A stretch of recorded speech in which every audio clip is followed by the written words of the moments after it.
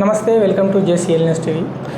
పోయిన సంవత్సరం నవంబర్ 15 తారీఖు రోజు మనం సామాజిక మాధ్యమాల వేదికగా జడ్చర్లలో కవరంపేట గ్రామ పంచాయతీ శివారులో ఉన్న గచ్చుబావి అంటే సుమారు 400 సంవత్సరాల క్రితం గచ్చుబావిని దాన్ని తిరిగి పూర్వవైభవం తీసుకొద్దామనే ఉద్దేశంతో సామాజిక మాధ్యమం ద్వారా మనం పిలువడం జరిగింది.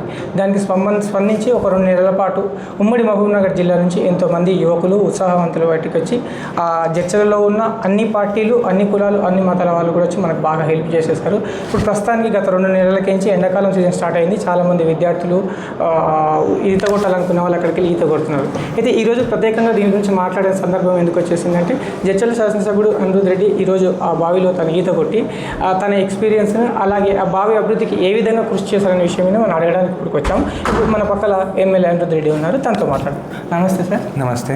మీకు ముందుగా హనుమాన్ జయంతి శుభాకాంక్షలు. Thank you. Same to you. Okay, అయితే మా గచ్చిబావి గురించి మీరు ఏ విధంగా సహాయం చేయాలనుకుంటున్నారు? గచ్చిబావిని చూస్తే మీకు ఏమనిపించింది? ఇప్పుడు చిన్నప్పుడు నేను సమ్మర్ హాలిడేస్ ఉన్నప్పుడు నా గ్రామానికి వచ్చేది. అప్పుడు ఈ బావులలోనే ఈత నేర్చుకున్నాను నేను కూడా. రాను ఏమైంది అంటే గ్రామాలలో బావులు లేకుండా పోయినాయి. మీరు చూస్తే కూడా చాలా యాక్సిడెంట్స్ కూడా అవుతాయి. చిన్నపిల్లలు అప్పుడు బావులు ఉంటే ఎండాకాలం రాగానే అందరు పిల్లలంతా గ్రామాలలో ఆ బావులకు పోయి ఒక దగ్గర అందరు ఈత నేర్చుకునేది, ఈత కొట్టేది. ఇప్పుడు ఎవరు బావులు లేకుండా ఎవరు పోకుండా ఏమైపోయిందంటే ఈత కూడా నేర్చుకోలేని పరిస్థితికి వచ్చింది. చాలామంది కూడా చిన్న చిన్న గుంతలలో కూడా నీళ్ళు ఉంటే కూడా పడితే కూడా చనిపోయేది మనం చూస్తాం. కొన్ని ఊరుకొండలో చూస్తాం, మొన్న వేరే దగ్గర కూడా చూస్తాం. చిన్న ఇట్లా గుంత తీస్తే కూడా జారి పడితే కూడా ఈత రాగా చనిపోతున్నారు. అయితే ఈత అనేది చాలా ఇంపార్టెంట్. గ్రామాలలో కానీ ఎక్కడైనా కానీ కూడా నేర్చుకోవాలి. ఎందుకంటే మనం ఎక్కడైనా కానీ నీళ్ళలో పడితే కూడా ఈదుకొని బయటికి వచ్చేదానికి మనకి ఈత అనేది అవసరం.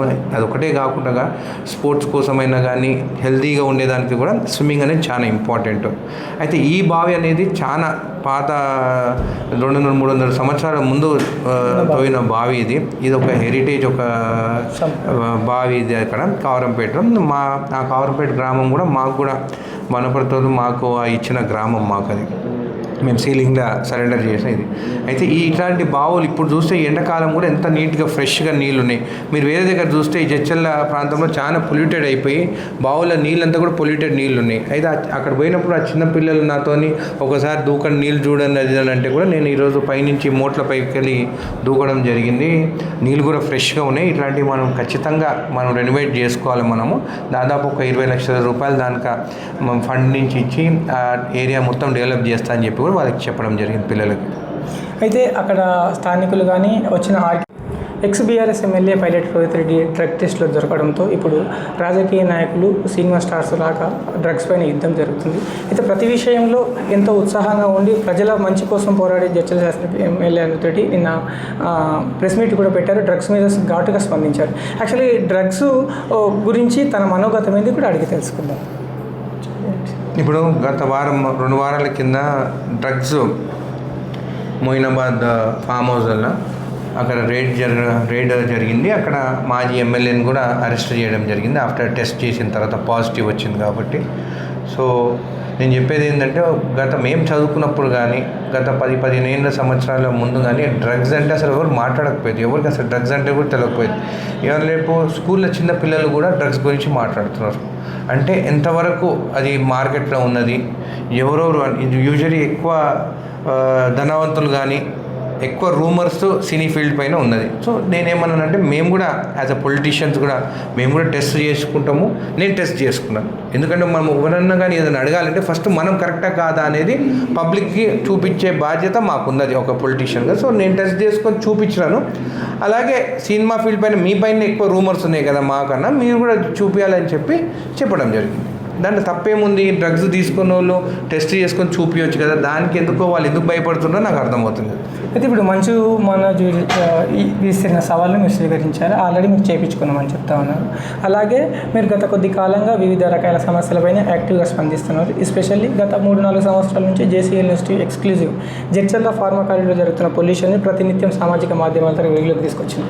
దానిపైన స్పందించిన మీరు ఏదైతే కంపెనీలు తన వ్యర్థాలను తీసుకొచ్చేసేసి లెదర్ పరిశ్రమలు చేస్తున్నాయో దాని గురించి ఇప్పుడు మీరు క్లీనింగ్ చేస్తున్నారు కదా, దాన్ని మీరు ఫర్దర్గా ఆ లెదర్ పరిశ్రమ ప్రాంతాన్ని ఎలా డెవలప్ చేయబోతున్నారు? నేను ఇంతకుముందు కూడా చెప్పినాను, నేను నిజాయితీగా పనిచేస్తున్నాను. నేను కంప్లైంట్ ఇస్తే కొంతమంది అధికారులు నా కంప్లైంట్ అడ్డం పెట్టుకొని యజమానులతో మాట్లాడుకొని వాళ్ళు ఏం లాభాలు పొందుతున్నారో నాకు తెలియదు. నేను దాని మీద ఎందుకంటే ప్రూఫ్ ఉంటే నేనేమో మాట్లాడగలుగుతాను, కానీ నాకు అర్థమవుతుంది ఏంటంటే అదే జరుగుతుందని చెప్పేసి. నేను కూడా పబ్లిక్లో వచ్చేసి నేను కంప్లైంట్ చేస్తాను, ఇవన్నీ తప్పులు జరుగుతున్నాయి అని అంటే కొంతమంది అధికారులు నా కంప్లైంట్ లెటర్స్ పెట్టుకొని లాభపడుతుందని చెప్పేసి నాకు కూడా కొంచెం డౌట్స్ ఉన్నది. అందుకే ఏసీబీ వాళ్ళకు కూడా నేను క్లియర్గా ఇన్స్ట్రక్షన్స్ ఇచ్చాను, స్ట్రిక్ట్ విజిలెన్స్ జడ్చర్ల నియోజకవర్గంలో ఉండాలి. ఎక్కడ కరప్షన్ పెరిగితే మాత్రం నేను ఊరుకోను. మేము కంప్లైంట్స్ ఇచ్చాం, ఒక ఎమ్మెల్యేగా కంప్లైంట్స్ ఇచ్చినప్పుడు ఖచ్చితంగా యాక్షన్ ఉండాలి. పొలేపల్లి నేను వెళ్ళేటప్పుడు ఆ రోజు అన్ని చెట్లు వెనకాల కనిపించకుండా ఈ డంప్ వేస్ట్లు అంతా చేస్తున్నారు. అంతా అక్కడ ఉన్న ఇండస్ట్రీస్ అంతా ఉద్యోగాలు ఇవ్వమంటేనేమో మాకు ఉద్యోగాలు లేవని బయట ఎవరి నుంచి వచ్చేటోళ్ళకి ఏమో ఇస్తారు, లోకల్ వాళ్ళకేమో ఉద్యోగాలు ఇవ్వరు. కానీ ఒక లెదర్ పార్క్కి అలాట్ చేసిన ఒక ఎస్సీ కార్పొరేషన్ వాళ్ళకి అలాట్ చేసిన ల్యాండ్లలో ఈ చెత్త డంప్ చేసి నైట్ కాగానే కాలబెట్టడం కరెక్ట్ కాదు. దానివల్ల వచ్చే పొల్యూషన్ ఇంకా డేంజరస్ అని చెప్పేసి కంప్లైంట్ ఇవ్వడం జరిగింది. నేను కూడా ఒకటి చెప్పినాను, ఫస్ట్ ఒక రిక్వెస్ట్గా చెప్తాను అధికారులకి, సెకండ్ టైం రెండోసారి మళ్ళీ చెప్తాను, మూడోసారి తిరగబడతాను. మళ్ళీ దాని తర్వాత ఏమన్నా సస్పెండ్ అయినా కానీ ఏదైనా కానీ మళ్ళీ నన్ను అడగొద్దని చెప్పడం జరిగింది. ఓకే, జడ్చర్లలో ఉన్న కావరమపేట గచ్చిబావికి 20 లక్షలతో అభివృద్ధికి మొదటి వంతగా నిధులు కేటాయిస్తామంటున్నారు. అలాగే ఫార్మా కారిడార్ జరిగిన పొల్యూషన్ పైన కూడా ఫస్ట్ వార్నింగ్, సెకండ్ వార్నింగ్ ఇచ్చాము. వాళ్ళు ఇప్పటి నుంచి అయినా వాళ్ళు పొల్యూషన్ చేయకుండా కంట్రోల్లో ఉంటే సరిపోయి, లేదంటే దానిపైన తీవ్రంగా పోరాడతానని అంటున్నారు. అలాగే డ్రగ్స్ పైన ఏదైతే మన సెన్సేషనల్ వ్యాఖ్యలు చేశారో దానికి తను కట్టుబడి ఉన్నాను. నేను ఒకరికి చెప్పడం కాదు, ఫస్ట్ నేను డ్రగ్ టెస్ట్ చేసుకున్నాను, నాకు నెగిటివ్ వచ్చింది, కనుక నేను కామెంట్ చేస్తున్నా. ఏదైతే సినిమా స్టార్ల మీద రూమర్స్ ఉన్నాయో ఆ రూమర్స్కు వాళ్ళు ఎందుకు స్పందిస్తలేదు, వాళ్ళు ఎందుకు డ్రగ్స్ కంట్రోల్ పెట్టుకోవట్లేదు అని తను ఎదురు ప్రశ్నిస్తున్నారు. మరి చూడాలి ఈ విషయాలపైన రాష్ట్ర వ్యాప్తంగా ఎలాంటి స్పందన వస్తుంది. అలాగే పోలేపల్లి సెజ్కి సంబంధించిన ప్రాంతంలో కూడా స్థానికులకు ఎవరికి ఉపాధి అవకాశాలు లేవు. వచ్చిన ఉద్యోగాలు కూడా వీలైనంత వరకు లేబర్ క్వాలిఫికేషన్ ఇస్తారు తప్ప ఉన్నత పదవులు వాళ్ళ క్వాలిఫికేషన్తో పాటు పదవులు రావట్లేదు. దాంట్లో కూడా ముందుకు వచ్చి ఇక్కడి స్థానిక యువతకి ఉపాధి అవకాశాలు మెరుగుపరిచేలా ఎమ్మెల్యే చర్యలు తీసుకోవాలని కోరుకుంటున్నాను. కెమెరామ్యాన్ నాగేష్తో Jaipal, JCL news TV, MLA camp office, Jadcherla.